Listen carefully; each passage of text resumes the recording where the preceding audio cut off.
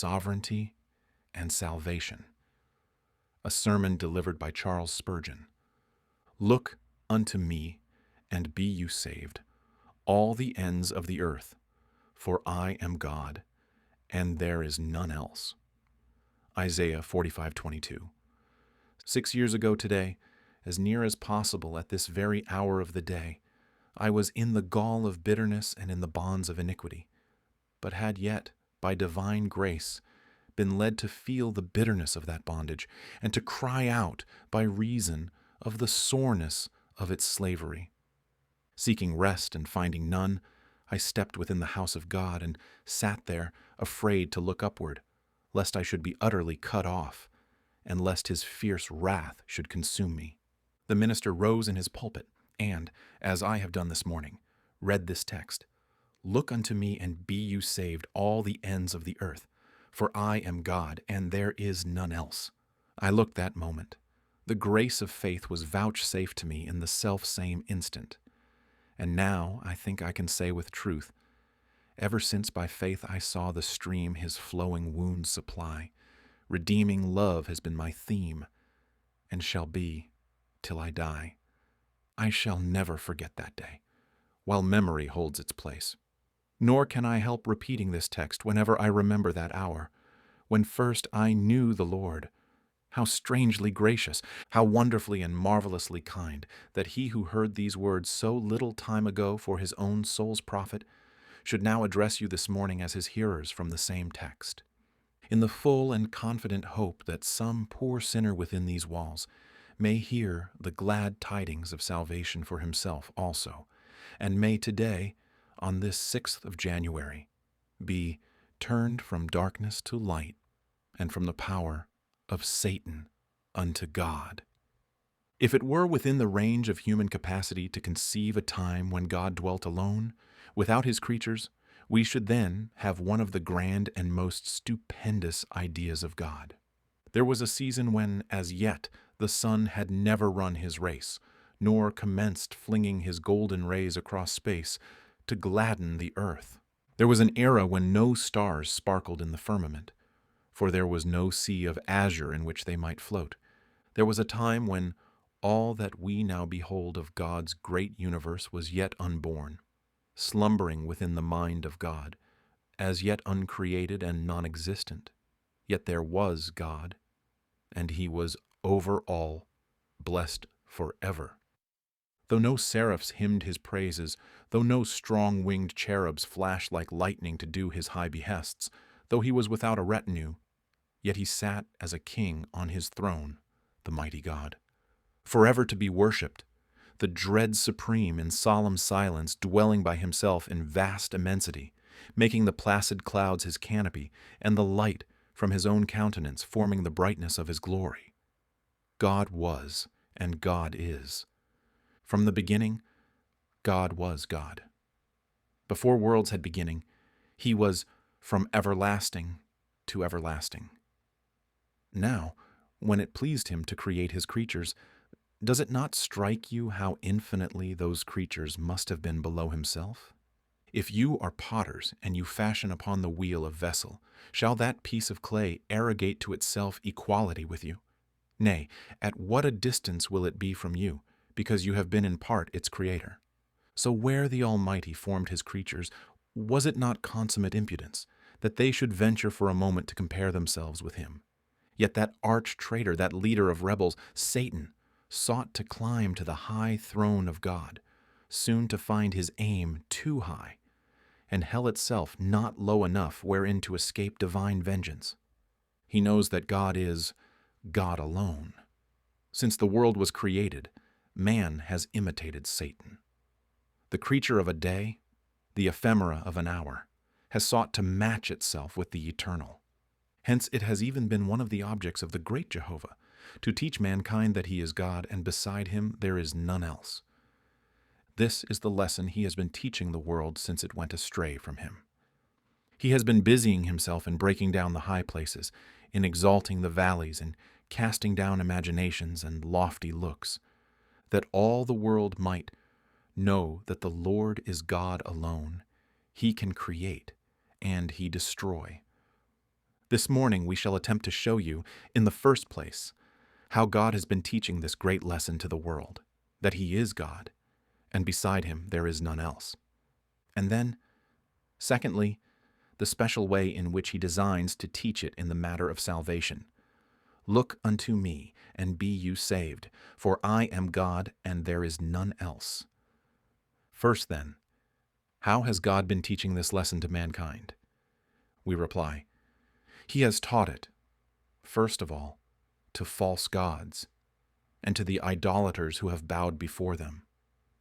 Man, in his wickedness and sin, has set up a block of wood and stone to be his maker, and has bowed before it. He has fashioned for himself out of a goodly tree an image made unto the likeness of mortal man, or of the fishes of the sea, or of creeping things of the earth. And he has prostrated his body, and his soul too, before that creature of his own hands, calling it a god, while it had neither eyes to see, nor hands to handle, nor ears to hear. But how has God poured contempt on the ancient gods of the heathen? Where are they now? Are they so much as known? Where are those false deities before whom the multitudes of Nineveh prostrated themselves? Ask the moles and the bats, whose companions they are, or ask the mounds beneath which they are buried, or go where the idle gazer walks through the museum. See them there as curiosities, and smile to think that men should ever bow before such gods as these. And where are the gods of Persia? Where are they? The fires are quenched, and the fire worshipper has almost ceased out of the earth. Where are the gods of Greece? Those gods adorned with poetry and hymned in the most sublime odes. Where are they? They are gone. Who talks of them now, but as things that were of yore? Jupiter. Does anyone bow before him? And who is he that adores Saturn? They are passed away, and they are forgotten. And where are the gods of Rome? Does Janus now command the temple?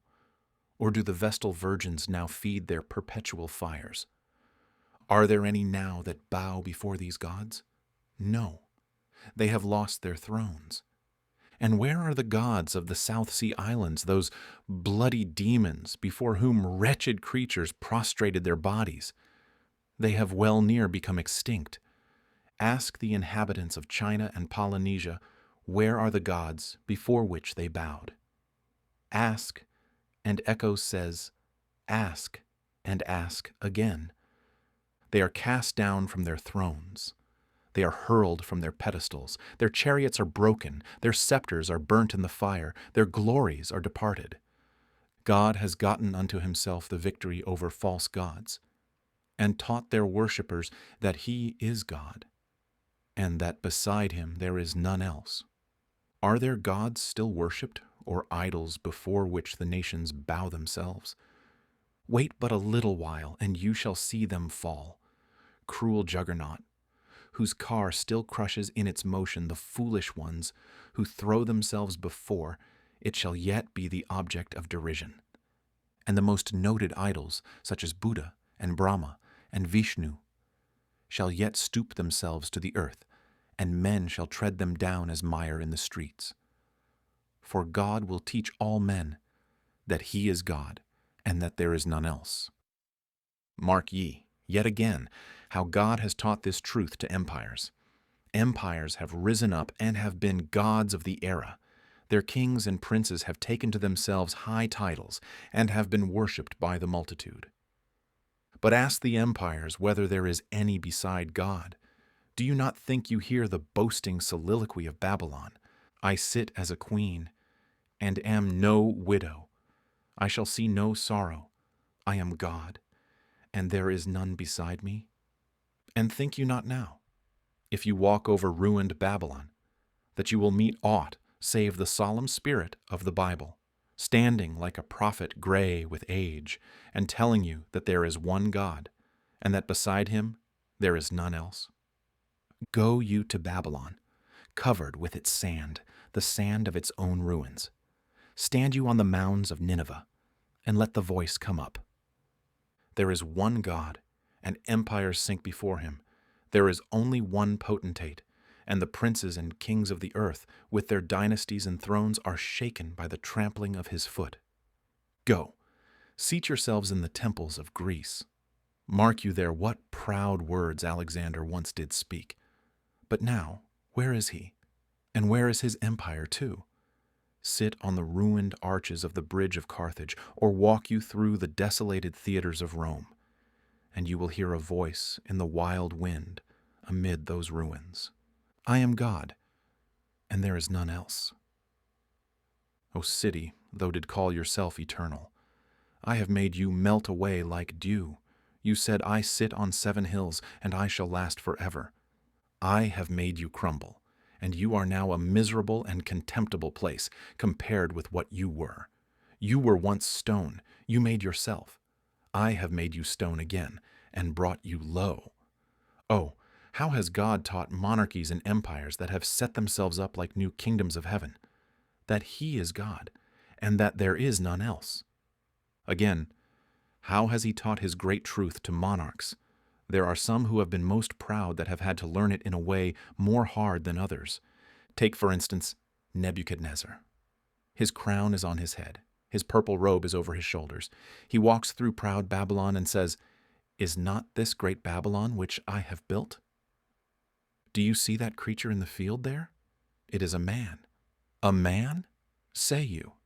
Its hair has grown like eagle's feathers, and its nails like bird's claws. It walks on all 4s and eats grass like an ox. It is driven out from men. That is the monarch who said, Is not this great Babylon that I have built? And he is now restored to Babylon's palace, that he may bless the Most High, who is able to abase those that walk in pride. Remember another monarch. Look at Herod. He sits in the midst of his people, and he speaks. Hear you the impious shout? It is the voice of God, they cry, and not the voice of man. The proud monarch gives not God the glory. He accepts the title of God and seems to shake the spheres, imagining himself divine. There is a worm that creeps into his body, and yet another, and another. And before that sun has set, he is eaten up of worms. Ah, monarch! Though thought of being a god, and worms have eaten you, you have thought of being more than man, and what are you?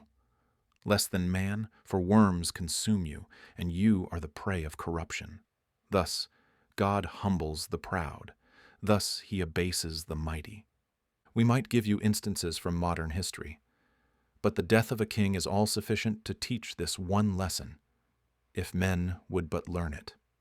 When kings die and in funeral pomp are carried to the grave, we are taught the lesson, I am God, and beside me there is none else.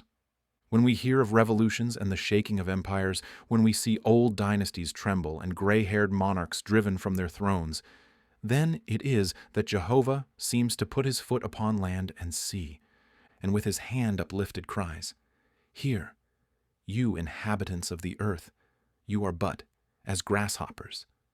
I am God, and beside me there is none else. Again, our God has had much to do to teach this lesson to the wise men of this world, for as rank, pomp, and power have set themselves up in the place of God, so has wisdom. And one of the greatest enemies of deity has always been the wisdom of man. The wisdom of man will not see God.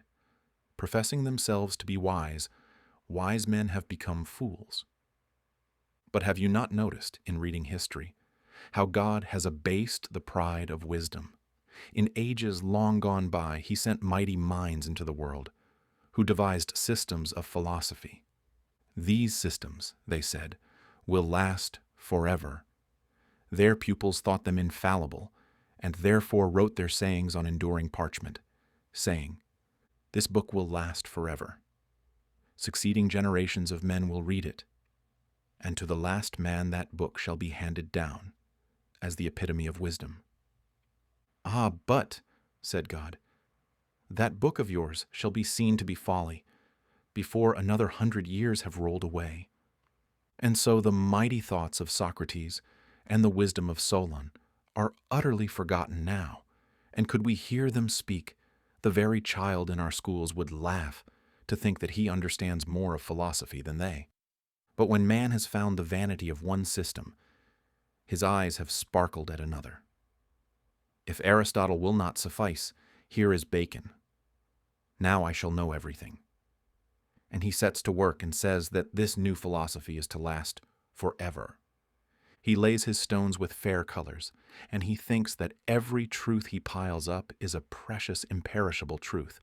But alas, another century comes, and it is found to be wood, hay, and stubble. A new sect of philosophers rise up, who refute their predecessors. So, too, we have wise men in this day, wise secularists, and so on, who fancy they have obtained the truth.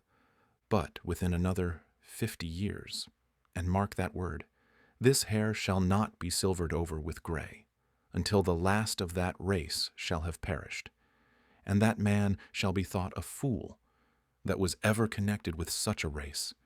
Systems of infidelity pass away like a dewdrop before the sun, for God says, I am God, and beside me there is none else. This Bible is the stone that shall break in powder philosophy. This is the mighty battering ram that shall dash all systems of philosophy in pieces. This is the stone that a woman may yet hurl upon the head of every Abimelech, and he shall be utterly destroyed. O Church of God, fear not. You shall do wonders. Wise men shall be confounded, and you shall know, and they too, that he is God, and that beside him there is none else.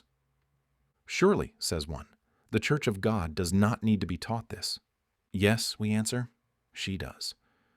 For of all beings, those whom God has made the objects of his grace are perhaps the most apt to forget this cardinal truth, that he is God, and that beside him there is none else.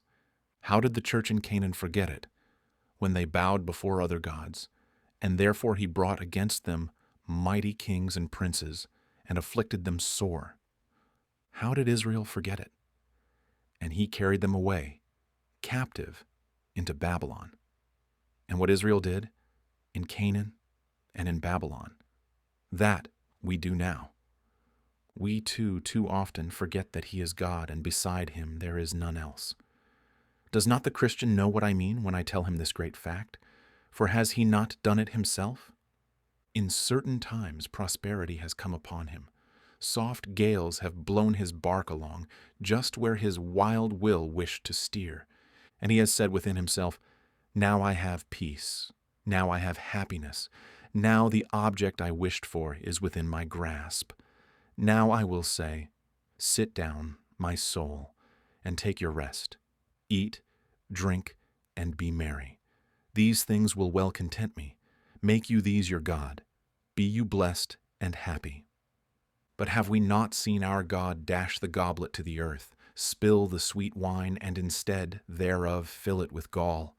And as he has given it to us, he has said, drink it, drink it. You have thought to find a God on earth, but drain the cup and know its bitterness. When we have drunk it, nauseous the draught was, and we have cried, ah, God, I will drink no more of these things. You are God, and beside you there is none else. And how often, too, have we devised schemes for the future without asking God's permission? Men have said, like those foolish ones James mentioned, we will do such and such things on the morrow. We will buy and sell and get gain. Whereas they knew not what was to be on the morrow, for long before the morrow came they were unable to buy and sell. Death had claimed them, and a small span of earth held all their frame. God teaches his people every day, by sickness, by affliction, by depression of spirits, by the forsaking of God, by the loss of the Spirit for a season, by the lacking of the joys of his countenance, that he is God, and that beside him there is none else. And we must not forget that there are some special servants of God raised up to do good works, who in a peculiar manner have to learn this lesson. Let a man, for instance, be called to the great work of preaching the gospel. He is successful. God helped him.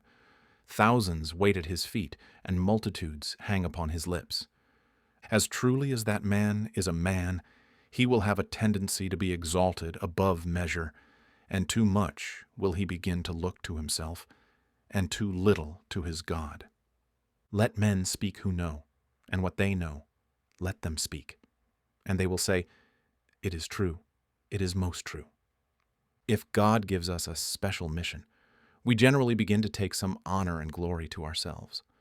But in review of the eminent saints of God, have you never observed how God has made them feel that he was God, and beside him there was none else? Poor Paul might have thought himself a god and been puffed up above measure by reason of the greatness of his revelation, had not there been a thorn in the flesh. But Paul could feel that he was not a god, for he had a thorn in the flesh, and gods could not have thorns in the flesh. Sometimes God teaches the minister by denying him help on special occasions. We come up into our pulpits and say, "Oh, I wish I could have a good day today."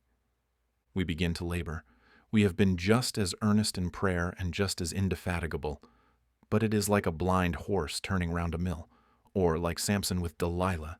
We shake our vain limbs with vast surprise, make feeble fight, and win no victories. We are made to see that the Lord is God, and that beside him there is none else. Very frequently God teaches this to the minister, leading him to see his own sinful nature. He will have such an insight into his own wicked and abominable heart that he will feel as he comes up the pulpit stairs that he does not deserve so much as to sit in his pew, much less to preach to his fellows. Although we feel always joy in the declaration of God's word, yet we have known what it is to totter on the pulpit steps under a sense that the chief of sinners should scarcely be allowed to preach to others. Ah, beloved, I do not think he will be very successful as a minister who is not taken into the depths and blackness of his own soul and made to exclaim, "Unto me, who am less than the least of all saints, is this grace given, that I should preach among the Gentiles the unsearchable riches of Christ." There is another antidote which God applies in the case of ministers. If he does not deal with them personally, he raises up a host of enemies, that it may be seen that he is God, and God alone. An esteemed friend sent me yesterday a valuable old manuscript of one of George Whitefield's hymns which was sung on Kennington Common. It is a splendid hymn, thoroughly Whitefieldian all through. It showed that his reliance was wholly on the Lord, and that God was within him. What? Will a man subject himself to the calumnies of the multitude? Will he toil and work day after day unnecessarily? Will he stand up Sabbath after Sabbath and preach the gospel and have his name maligned and slandered, if he has not the grace of God in him? For myself I can say, that were it not that the love of Christ constrained me, this hour might be the last that I should preach, so far as the ease of the thing is concerned. Necessity is laid upon us. Yea, woe is unto us if we preach not the gospel. But that opposition through which God carries his servants leads them to see at once that he is God, and that there is none else. If everyone applauded, if all were gratified, we should think ourselves God. But when they hiss and hoot, we turn to our God and cry, "If on my face for your dear name shame and reproach should be, I'll hail reproach and welcome shame, if you'll remember me." This brings us to the second portion of our discourse. Salvation is God's greatest work. And therefore, in his greatest work, he specially teaches us this lesson, that he is God, and that beside him there is none else. Our text tells us how he teaches it. He says, "Look unto me, and be you saved, all the ends of the earth." He shows us that he is God, and that beside him there is none else, in three ways. First, by the person to whom he directs us, "Look unto me, and be you saved." Secondly, by the means he tells us to use to obtain mercy. Look, simply, look. And thirdly, by the persons whom he calls to look. Look unto me, and be you saved, all the ends of the earth. First, to whom does God tell us to look for salvation? Oh, does it not lower the pride of man when we hear the Lord say, "Look unto me, and be you saved, all the ends of the earth"? It is not. Look to your priest, and be you saved. If you did, there would be another God, and beside him, there would be someone else. It is not, look to yourself. If so, then there would be a being who might arrogate some of the praise of salvation. But it is, look unto me. How frequently you who are coming to Christ look to yourselves. Oh, you say, I do not repent enough. That is looking to yourself. I do not believe enough. That is looking to yourself. I am too unworthy. That is looking to yourself. I cannot discover, says another, that I have any righteousness. It is quite right to say that you have not any righteousness, but it is quite wrong to look for any. It is, look unto me. God will have you turn your eye off yourself and look unto him. The hardest thing in the world is to turn a man's eye off himself. As long as he lives, he always has a predilection to turn his eyes inside and look at himself, whereas God says, look unto me. From the cross of Calvary, where the bleeding hands of Jesus drop mercy, from the Garden of Gethsemane, where the bleeding pores of the Savior sweat pardons. The cry comes, look unto me and be you saved, all the ends of the earth. From Calvary's summit, where Jesus cries, it is finished, I hear a shout, look and be saved.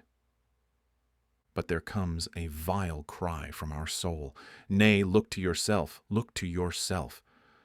Ah, my hearer, look to yourself, and you will be damned. That certainly will come of it. As long as you look to yourself, there is no hope for you. It is not a consideration of what you are, but a consideration of what God is and what Christ is that can save you. It is looking from yourself to Jesus. Oh, there be men that quite misunderstand the gospel. They think that righteousness qualifies them to come to Christ, whereas sin is the only qualification for a man to come to Jesus. Good old Crisp says, righteousness keeps me from Christ. The whole have no need of a physician, but they that are sick. Sin makes me come to Jesus when sin is felt. And in coming to Christ, the more sin I have, the more cause I have to hope for mercy. David said, and it was a strange thing too, have mercy upon me, for mine iniquity is great. But David, why did not you say that it was little? Because David knew that the bigger his sins were, the better reason for asking mercy. The more vile a man is, the more eagerly I invite him to believe in Jesus. A sense of sin is all we have to look for as ministers. We preach to sinners. And let us know that a man will take the title of sinner to himself, and we then say to him, look unto Christ, and you shall be saved. Look, this is all he demands of you, and even this he gives you. If you look to yourself, you are damned. You are a vile miscreant, filled with loathsomeness, corrupt and corrupting others. But look you here, see you that man hanging on the cross? Do you behold his agonized head dropping meekly down upon his breast? Do you see that thorny crown causing drops of blood to trickle down his cheeks? Do you see his hands pierced and rent, and his blessed feet supporting the weight of his own frame, rent well near in twain with the cruel nails? Sinner, do you hear him shriek, Eloi, Eloi, lama sabachthani? Do you hear him cry, it is finished? Do you mark his head hang down in death? See you that side pierced with the spear, and the body taken from the cross? Oh, come you hither. Those hands were nailed for you. Those feet gushed gore for you. That side was opened wide for you. And if you want to know how you can find mercy, there it is. Look, look unto me. Look no longer to Moses. Look no longer to Sinai. Come you here, and look to Calvary, to Calvary's victim, and to Joseph's grave. And look you yonder, to the man who near the throne sits with his Father, crowned with light and immortality. Look, sinner, he says, this morning to you. Look unto me, and be you saved. It is in this way God teaches that there is none beside him, because he makes us look entirely to him and utterly away from ourselves. But the second thought is the means of salvation. It is, look unto me, and be you saved. You have often observed, I am sure, that many people are fond of an intricate worship and involved religion, one they can hardly understand. They cannot endure worship so simple as ours. Then they must have a man dressed in white and a man dressed in black. Then they must have what they call an altar and a chancel. After a little while that will not suffice, and they must have flower pots and candles. The clergyman then becomes a priest, and he must have a variegated dress with a cross on it. So it goes on. What is simply a plate becomes a paten, and what was once a cup becomes a chalice. And the more complicated the ceremonies are, the better they like them. They like their minister to stand like a superior being. The world likes a religion they cannot comprehend. But have you never noticed how gloriously simple the Bible is? It will not have any of your nonsense. It speaks plain and nothing but plain things. Look, there is not an unconverted man who likes this. Look unto Christ and be you saved. No. He comes to Christ like Naaman to Elijah, and when it is said, Go, wash in Jordan, he replies, I verily thought he would come and put his hand on the place and call on the name of his God. But the idea of telling me to wash in Jordan, what a ridiculous thing. Anybody could do that. If the prophet had bidden him to do some great thing, would he not have done it? Ah, certainly he would. And if, this morning, I could preach that anyone who walked from here to Bath without his shoes and stockings, or did some impossible thing, should be saved, you would start off tomorrow morning before breakfast. If it would take me 7 years to describe the way of salvation, I am sure you would all long to hear it. If only one learned doctor could tell the way to heaven, how would he be run after? And if it were in hard words with a few scraps of Latin and Greek, it would be all the better. But it is a simple gospel that we have to preach. It is only, look. Ah, you say, is that the gospel? I shall not pay any attention to that. But why has God ordered you to do such a simple thing? Just to take down your pride, and to show you that He is God, and that beside Him there is none else. Oh, mark how simple the way of salvation is. It is, look, look, look. 4 letters, and 2 of them alike. Look unto me, and be you saved, all the ends of the earth. Some divines want a week to tell what you are to do to be saved, but God the Holy Ghost only wants 4 letters to do it. Look unto me, and be you saved, all the ends of the earth. How simple is that way of salvation? And oh, how instantaneous. It takes us some time to move our hand, but a look does not require a moment. So a sinner believes in a moment, and the moment that sinner believes and trusts in his crucified God for pardon, at once he receives salvation in full through his blood. There may be one that came in here this morning unjustified in his conscience that will go out justified rather than others. There may be some here, filthy sinners one moment, pardoned the next. It is done in an instant. Look, look, look. And how universal it is, because wherever I am, however far off, it just says, look. It does not say I am to see. It only says, look. If we look on a thing in the dark, we cannot see it, but we have done what we were told. So if a sinner only looks to Jesus, he will save him. For Jesus in the dark is as good as Jesus in the light, and Jesus, when you cannot see him, is as good as Jesus when you can. It is only, look. Ah, says one, I have been trying to see Jesus this year, but I have not seen him. It does not say, see him, but look unto him. And it says that they who looked were enlightened. If there is an obstacle before you, and you only look in the right direction, it is sufficient. Look unto me. It is not seeing Christ so much as looking after him. The will after Christ, the wish after Christ, the desire after Christ, the trusting in Christ, the hanging on Christ, that is what is wanted. Look, look, look. Ah, if the man bitten by the serpent had turned his sightless eyeballs towards the brazen serpent, though he had not seen it, he would still have had his life restored. It is looking, not seeing, that saves the sinner. We say again, how this humbles a man. There is a gentleman who says, Well, if it had been £1,000 that would have saved me, I would have thought nothing of it. But gold and silver is cankered. It is good for nothing. Then, am I to be saved just the same as my servant Betty? Yes, just the same. There is no other way of salvation for you. That is to show man that Jehovah is God, and that beside him there is none else. The wise man says, if it had been to work the most wonderful problem, or to solve the greatest mystery, I would have done it. May I not have some mysterious gospel? May I not believe in some mysterious religion? No. It is, look. What? Am I to be saved just like that ragged schoolboy who can't read his letters? Yes, you must, or you will not be saved at all. Another says, I have been very moral and upright. I have observed all the laws of the land, and if there is anything else to do, I will do it.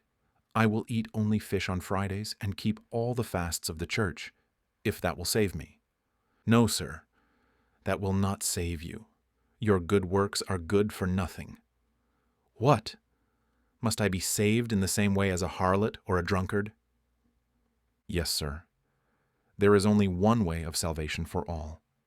He has concluded all in unbelief, that he might have mercy upon all. He has passed a sentence of condemnation on all, that the free grace of God might come upon many to salvation. Look, look, look! This is the simple method of salvation. Look unto me, and be you saved, all the ends of the earth. But, lastly, mark how God has cut down the pride of man, and has exalted himself by the persons whom he has called to look. Look unto me, and be you saved, all the ends of the earth. When the Jew heard Isaiah say that, Ah, he exclaimed, you ought to have said, Look unto me, O Jerusalem, and be saved. That would have been right. But those Gentile dogs, are they to look and be saved? Yes, says God. I will show you Jews that, though I have given you many privileges, I will exalt others above you. I can do as I will with my own. Now, who are the ends of the earth? Why, there are poor heathen nations now that are very few degrees removed from brutes, uncivilized and untaught. But if I might go and tread the desert and find the bushman in his kraal, or go to the South Seas and find a cannibal, I would say to the cannibal or the bushman, Look unto Jesus, and be you saved, all the ends of the earth. They are some of the ends of the earth, and the gospel is sent to as much to them as to the polite Grecians, the refined Romans, or the educated Britons. But I think the ends of the earth imply those who have gone the farthest away from Christ.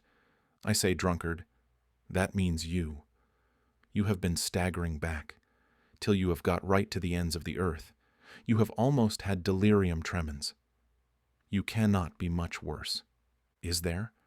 Ah, but God, in order to humble your pride, says to you, Look unto me, and be you saved. There is another who has lived a life of infamy and sin, until she has ruined herself, and even Satan seems to sweep her out at the back door. But God says, Look unto me, and be you saved, all the ends of the earth. Methinks I see one trembling here, and saying, Ah, I have not been one of these, sir, but I have been something worse. For I have attended the house of God, and I have stifled convictions, and put off all thoughts of Jesus, and now I think he will never have mercy on me. You are one of them, ends of the earth. So long as I find any who feel like that, I can tell them that they are the ends of the earth. But, says another, I am so peculiar. If I did not feel as I do, it would be all very well. But I feel that my case is a peculiar one. That is all right. They are a peculiar people. You will do. But another one says, There is nobody in the world like me.